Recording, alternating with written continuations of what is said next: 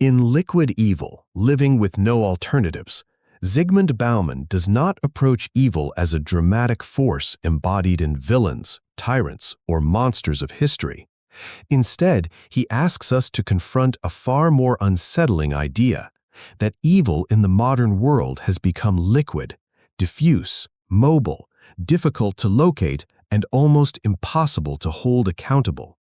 It no longer announces itself loudly. It flows quietly through systems, routines, and ordinary decisions, often unnoticed by those who participate in it. Bauman's starting point is his broader diagnosis of our age as one of liquid modernity. In this condition, nothing solid lasts long enough to anchor moral responsibility. Institutions weaken, long-term commitments dissolve, and ethical frameworks lose their authority. What remains is a world governed by speed, efficiency, competition, and adaptability. In such a world, individuals are encouraged to focus on survival, performance, and personal success, rather than reflection or moral consequence. Liquid evil thrives precisely here. It does not rely on hatred, fanaticism, or explicit cruelty. Instead, it emerges from fragmented responsibility. When actions are broken into small tasks, when decisions are automated or outsourced, and when outcomes are distant from intentions, no one feels fully responsible. Each person plays a minor role, follows procedures, meets targets, and moves on.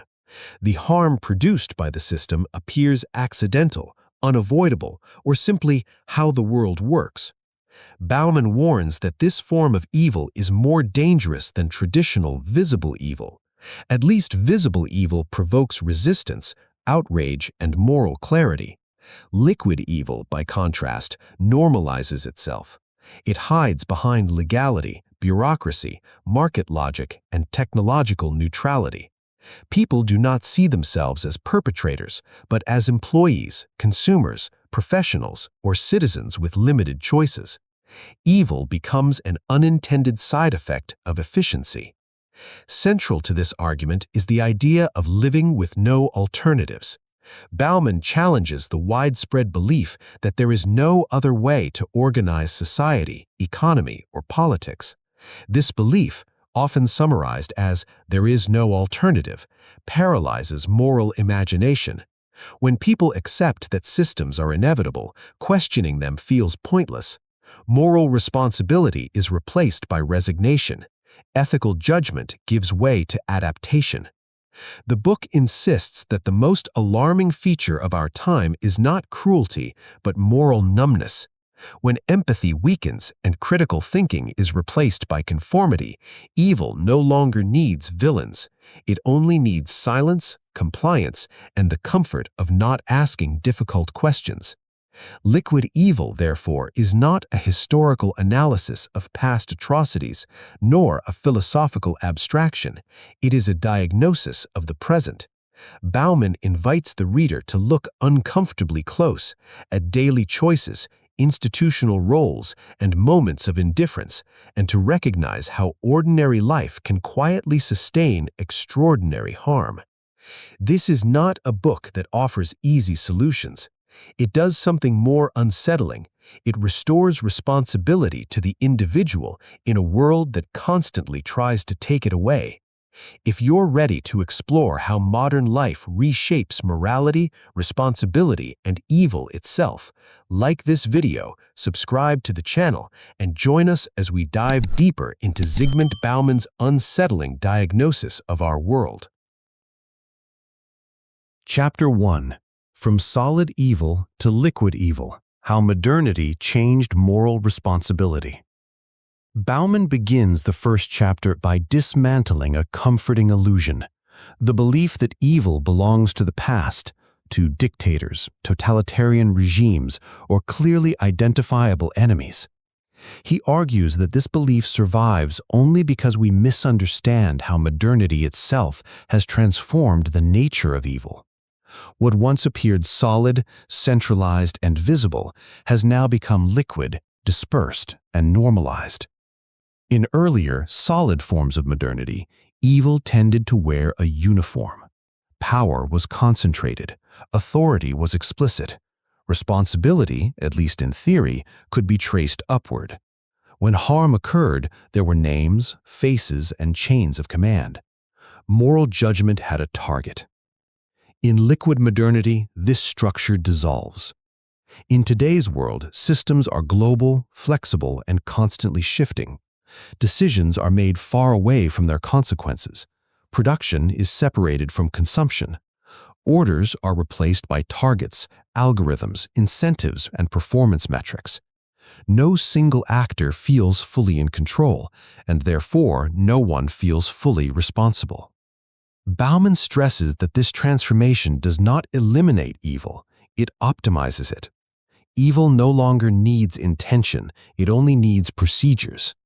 When people are trained to follow processes rather than question outcomes, morality becomes an inconvenience. The central danger of liquid evil lies in the way it turns ethical blindness into a professional virtue. Being efficient, objective, or competitive becomes more important than being morally alert. A key concept Bauman revisits here is the separation between action and consequence. In liquid systems, individuals rarely see the full impact of what they do. A decision taken in an office, a click on a screen, or a policy adjustment can affect lives across continents, but the distance is so vast that empathy evaporates. Harm becomes abstract, statistical, and emotionally invisible. This is where Bauman departs sharply from the idea that evil is driven by malicious personalities. He argues that ordinary people acting within normal institutions are perfectly capable of sustaining extraordinary harm, not because they are cruel, but because they are disconnected. Liquid evil flourishes in environments where moral questions are reframed as technical ones. Instead of asking, "Is this right?" people are encouraged to ask, "Is this allowed?" or "Is this profitable?" Ethics is outsourced to legality. Responsibility is diluted across departments, contracts, and global supply chains. Bauman also points to consumer culture as a powerful engine of liquid evil. When individuals are reduced to consumers, moral relationships are replaced by transactional ones. Suffering becomes distant, packaged, and easily ignored. As long as discomfort is out of sight, the system remains intact. The most disturbing conclusion of this chapter is that liquid evil does not feel evil at all. It feels normal. It feels rational. It feels inevitable. And that is precisely why it is so dangerous. Bauman's warning is clear. A world that prizes flexibility over commitment, speed over reflection, and efficiency over responsibility is a world where evil no longer shocks, it simply flows. In the next chapter, Bauman pushes this argument further by examining how fear, insecurity, and uncertainty in liquid modernity make societies even more vulnerable to moral collapse as people trade ethical responsibility for the promise of safety and order. Chapter 2: Fear, Insecurity, and the Moral Cost of Living Without Certainty. In the second chapter, Bauman turns his attention to one of the most powerful forces sustaining liquid evil: fear. Not fear as a sudden reaction to danger, but fear as a permanent background condition of modern life. In liquid modernity, insecurity is no longer an exception, it is the norm. Jobs are unstable, identities are fragile, relationships are temporary, and futures are uncertain. This constant instability reshapes how people think, act, and judge. Bauman argues that fear in earlier societies had clearer sources and clearer boundaries. Threats were identifiable, and collective institutions offered at least the promise of protection. In liquid modernity, fear becomes diffuse and omnipresent. People sense that something is wrong, but they cannot locate the danger. As a result, fear loses its object and becomes a general state of anxiety. This atmosphere of insecurity has profound moral consequences. When people feel unsafe, ethical concerns shrink. Survival takes priority over solidarity. Long-term responsibility gives way to short-term protection. In such conditions, individuals become more willing to accept harmful policies, exclusionary practices, and moral compromises as long as these promise safety, stability, or control. Bauman explains that liquid evil feeds on this trade-off. Fear makes people easier to govern, easier to manipulate, and easier to persuade that cruelty is necessary. Surveillance, exclusion, and inequality can be justified not as moral failures, but as unfortunate necessities. The language of ethics is replaced by the language of risk management. A central theme in this chapter is the privatization of fear. In liquid modernity, individuals are told that insecurity is their personal problem. If you fail, it is because you did not adapt fast enough. If you are anxious, it is because you made the right choices. Structural causes disappear from view, and responsibility is pushed downward onto isolated individuals. This privatization weakens collective moral response. People no longer see suffering as a shared concern, but as evidence of personal failure. Compassion erodes, indifference grows. Liquid evil does not require hatred, it thrives on emotional distance. Bauman also highlights how fear reshapes political and social life. When uncertainty dominates, people are more likely to support strong measures, simplified narratives, and clear enemies. Complexity becomes exhausting. Moral ambiguity becomes intolerable. This creates fertile ground for scapegoating, exclusion, and silent consent to injustice. Perhaps the most unsettling insight of this chapter is that fear doesn't simply distort morality, it redefines it. What once would have been considered unacceptable becomes reasonable under the pressure of insecurity. Moral limits shift, lines blur. Harm becomes easier to justify. Bauman's message is stark. A society that lives in constant fear cannot sustain moral responsibility, and a world that sacrifices ethics for the illusion of safety is a world where liquid evil flows freely, without resistance. In the next chapter, Bauman explores how technology, bureaucracy, and distance further dissolve moral accountability, allowing harm to occur without direct confrontation or guilt. Chapter 3: Distance, Technology, and the Disappearance of Moral Accountability. In the third chapter, Bauman examines how distance, both physical and moral, has become one of the most effective enablers of liquid evil.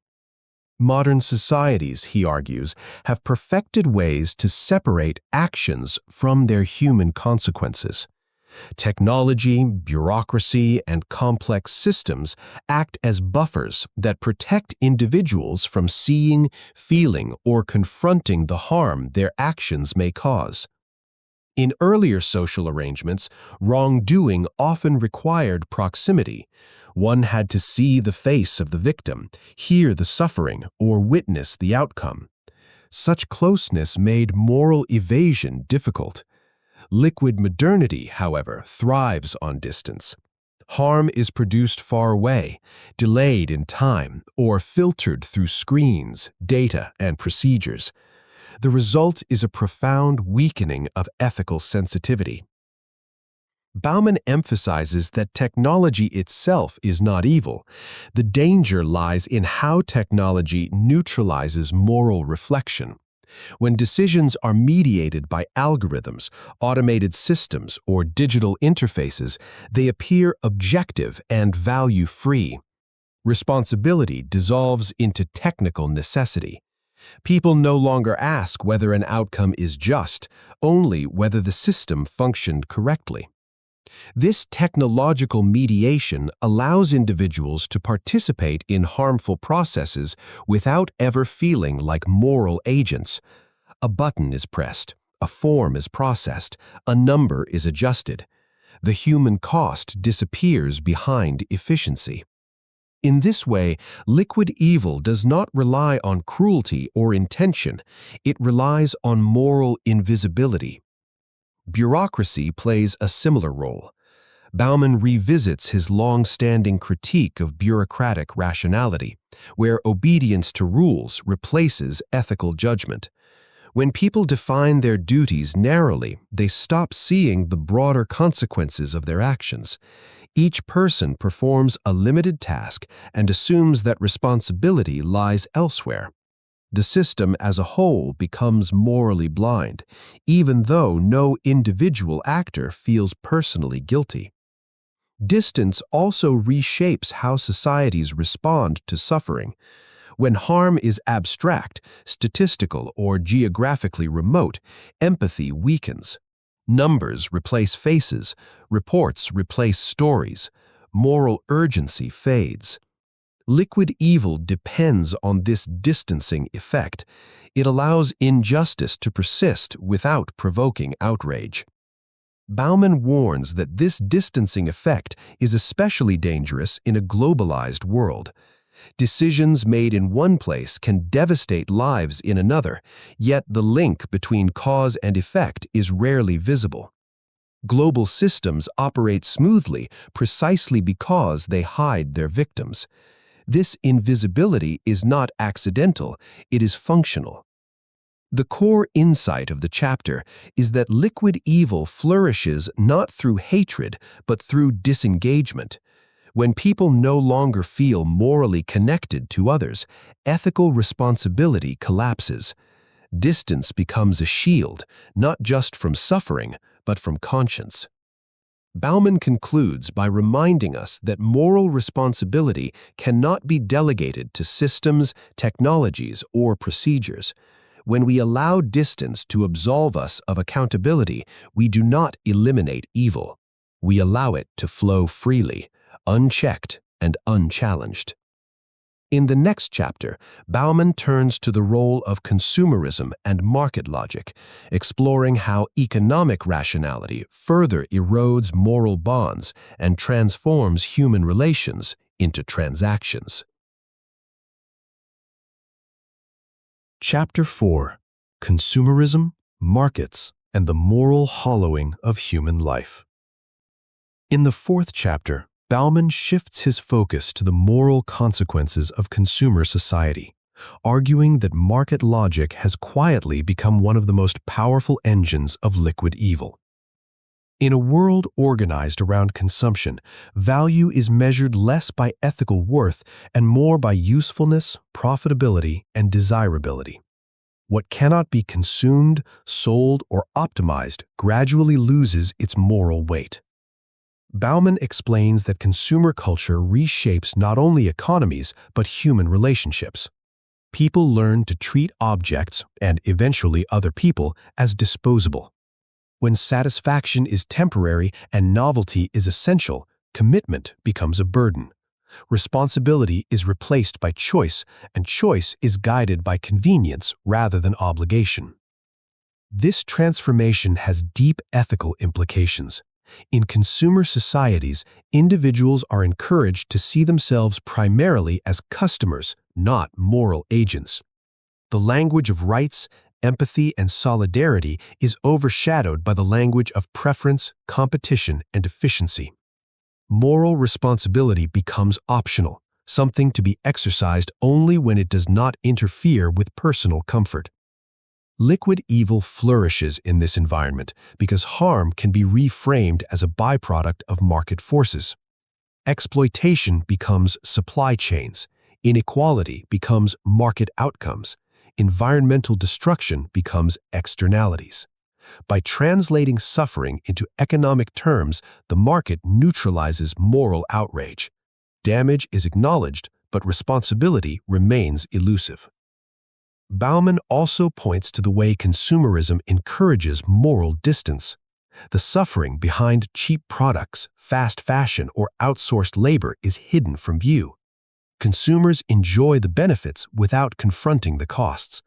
The system functions precisely because awareness is inconvenient and easily avoided. Another key insight in this chapter is the erosion of long-term ethical thinking. Consumer culture thrives on immediacy, instant gratification, rapid turnover, constant desire. Moral responsibility, however, requires patience, foresight, and commitment. When speed becomes a virtue, reflection becomes a liability. Bauman warns that this moral hollowing does not announce itself as cruelty, it appears as normal life. People do not feel immoral, they feel efficient, satisfied, and free. Yet this freedom is shallow, detached from responsibility, and stripped of ethical depth. The chapter concludes with a disturbing observation. In a consumer society, those who cannot consume, the poor, the excluded, the displaced, are not merely disadvantaged, they are morally erased. Their suffering does not disrupt the system because they no longer count as participants. Liquid evil, Bauman suggests, reaches one of its most advanced forms when indifference feels natural and moral blindness feels like freedom. In the next chapter, Bauman examines how politics and power in liquid modernity adapt to this moral emptiness, governing not through ethical vision but through management, control, and avoidance of responsibility. Chapter 5. Power without responsibility. Politics in liquid modernity. In the fifth chapter, Bauman turns toward politics not as an arena of moral leadership, but as a space increasingly emptied of responsibility. In liquid modernity, power has not disappeared, but it has detached itself from obligation. Decisions are made, consequences unfold, yet accountability evaporates. Bauman draws a sharp distinction between power and politics. Power, he argues, has become global, mobile, and flexible. Politics, on the other hand, remains local, slow, and constrained.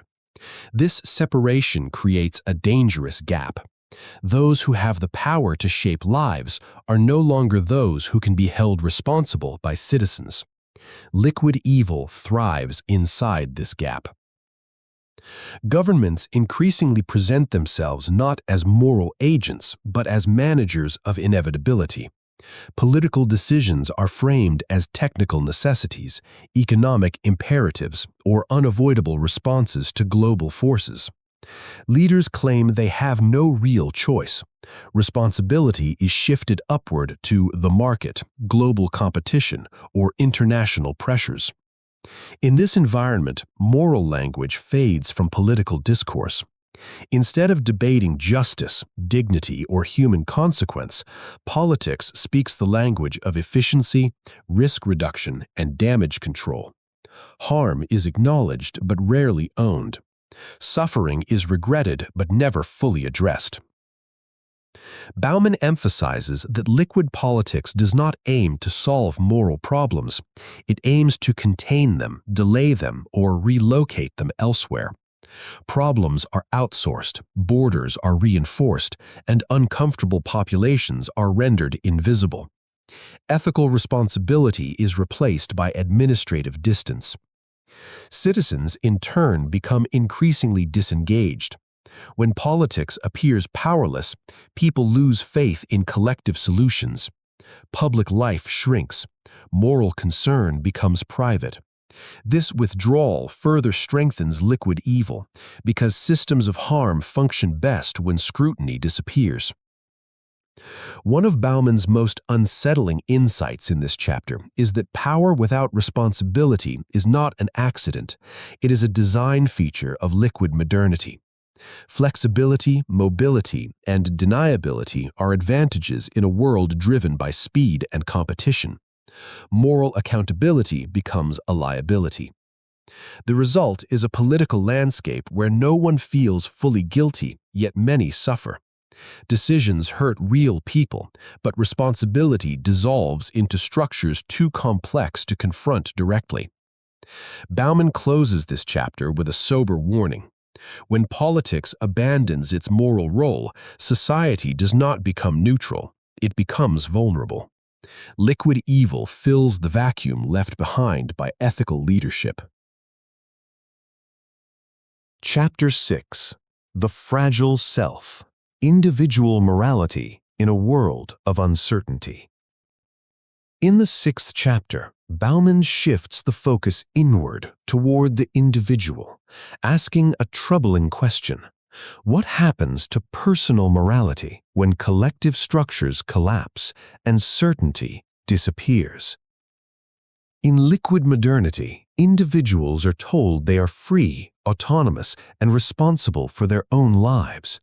Yet this freedom comes without support, guidance, or stable moral frameworks. Bauman argues that modern individuals are burdened with responsibility but deprived of power. They are expected to make ethical choices in a world that constantly undermines ethical clarity. Rules change, norms dissolve, consequences are unpredictable. Moral action becomes risky, even dangerous in social and economic terms. Liquid evil exploits this vulnerability. When individuals feel alone and exposed, they are more likely to retreat into self-protection. Moral courage gives way to caution. People learn to avoid standing out, avoid conflict, and avoid responsibility. Silence becomes a survival strategy. Indifference becomes a form of safety. Bauman emphasizes that morality in liquid modernity is no longer socially reinforced. In earlier societies, ethical behavior was supported by institutions, traditions, and shared narratives. Today, morality is individualized, privatized, and optional. Ethical failure is rarely punished, ethical commitment is rarely rewarded. This produces a deep moral paradox. Individuals are constantly reminded that they are responsible, yet they are given no real tools to act responsibly. When harm occurs, guilt is internalized, but structural causes remain untouched. People blame themselves for problems they cannot solve, while systems continue unchanged. Bauman also warns against the illusion of moral neutrality. Choosing not to choose is still a choice. Silence still has consequences.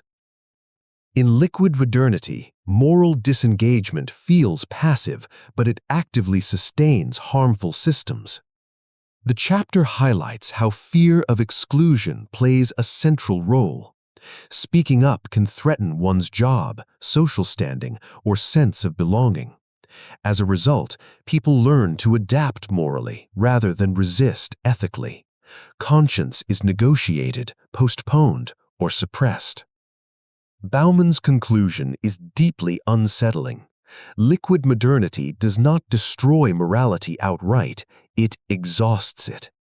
Ethical responsibility becomes emotionally draining, psychologically risky, and socially unrewarding. Over time, moral fatigue sets in. In the next chapter, Bauman confronts one of the most uncomfortable questions of all: how ordinary people come to accept, normalize, and even justify harm, not through belief, but through everyday compliance. Chapter 7. Normalization of harm. How evil becomes ordinary. In the 7th chapter, Bauman reaches one of the most disturbing conclusions of liquid evil. The greatest threat of our time is not shocking cruelty, but the normalization of harm. Evil, he argues, no longer needs to justify itself. It survives by becoming routine, familiar, and socially acceptable. Bauman explains that when harmful practices are repeated daily, they lose their moral sting. What once provoked outrage gradually becomes background noise. People adapt. They learn to live with injustice, not because they approve of it, but because resisting it feels futile or exhausting. Liquid evil thrives on this adaptation. The chapter shows how language plays a crucial role in moral erosion. Harmful actions are reframed in neutral or technical terms. Violence becomes collateral damage. Exclusion becomes policy. Human suffering is translated into statistics, procedures, and reports. When words lose their emotional weight, conscience follows. Bauman emphasizes that normalization does not require propaganda or coercion. It works through habituation. Exposure dulls sensitivity. Repetition replaces reflection. People stop asking whether something is right and start asking whether it is normal. This process is especially powerful in environments where responsibility is fragmented. No single person feels accountable, so everyone feels innocent. Evil becomes a collective outcome with no identifiable author. Another key insight in this chapter is the role of time. Liquid evil does not erupt suddenly, it accumulates gradually. Small compromises lead to larger ones. Temporary exceptions become permanent practices. What began as an emergency response becomes standard procedure. Bauman warns that the most dangerous moment is not when harm is introduced, but when it stops being noticed. Once moral shock disappears, resistance becomes rare. Silence spreads. Compliance stabilizes the system. The chapter closes with a chilling reminder. Ordinary people do not wake up intending to participate in harm. They arrive there slowly, through accommodation, justification, and fatigue. Liquid evil succeeds not by turning people into monsters, but by turning morality into something tolerable, negotiable, and forgettable. In the next and final chapter, Bauman asks whether resistance is still possible, whether moral responsibility can survive in a liquid world, or whether we are truly condemned to live with no alternatives. Chapter 8. Is resistance still possible? Ethics after liquid evil. In the final chapter, Bauman refuses to offer comfort. He does not present a roadmap, a program, or a set of easy solutions. Instead, he confronts the reader with a stark question. Can morality survive in a world where evil has become liquid, invisible, and normalized? Bauman rejects the idea that ethical responsibility can be fully restored through systems, laws, or institutions alone. Liquid modernity has weakened these structures too deeply. What remains, he argues, is fragile but essential, the moral impulse of the individual. Resistance, in Bauman's view, begins not with grand revolutions but with refusal. Refusal to accept inevitability, refusal to outsource conscience, refusal to hide behind procedures. Moral action in a liquid world is small, uncertain, and often lonely. It rarely brings rewards, yet it is the only force capable of interrupting the flow of liquid evil. Bauman emphasizes that ethics must return to proximity. Moral responsibility awakens when we recognize the other as a human being rather than a category, a number, or a distant abstraction. Distance enables cruelty. Closeness reactivates conscience. To see, to listen, to acknowledge, these acts become ethical resistance. He also challenges the seductive narrative of no alternatives. Bauman insists that this belief is itself a moral failure. Accepting inevitability is not realism, it is surrender. History, he reminds us, is shaped by people who refused to accept what appeared unavoidable. Yet Bauman remains deeply realistic. He acknowledges that acting ethically in liquid modernity is risky. It may cost security, comfort, or belonging. Moral responsibility offers no guarantees. It does not promise success, only integrity. The book closes on a quiet but powerful claim. Evil becomes unstoppable only when people stop feeling responsible for one another. Liquid evil depends on distance, fear, and resignation. Ethics, fragile as it is, survives through attentiveness, courage, and the willingness to care despite uncertainty. Bauman leaves the reader not with hope in systems, but with hope in human conscience, precarious, vulnerable, yet still capable of resistance. Conclusion: facing liquid evil and embracing moral responsibility. Zygmunt Bauman's Liquid Evil, Living with No Alternatives, leaves us with a sobering but necessary reflection. Evil in modern life is no longer dramatic, visible, or centralized. It is diffused, normalized, and facilitated by the very systems we inhabit. It flows silently through bureaucracies, markets, technologies, and everyday routines, sustained by fear, distance, and indifference.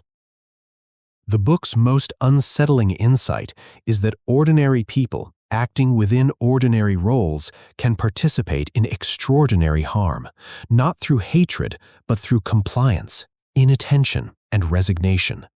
Liquid evil thrives when moral responsibility is fragmented and accountability diluted. Silence, habituation, and the belief that there is no alternative are its allies.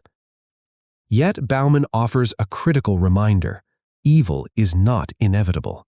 Resistance is possible, though it is neither easy nor glamorous. It begins with awareness, with noticing the consequences of our actions, with refusing to normalize harm. It requires courage to act ethically even when systems reward indifference, and the willingness to preserve conscience despite fear, inconvenience, or discomfort. The conclusion is not comfortable, but it is empowering. Moral responsibility cannot be outsourced. Systems, laws, and technologies cannot replace the human capacity for empathy, reflection, and ethical judgment. The survival of morality in a liquid world depends on individuals who are willing to engage, question, and act. If this video made you reflect on your own moral responsibility and the world around you, make sure to like this video and subscribe to our channel, Read and Rise, for more deep insights and thought-provoking book summaries.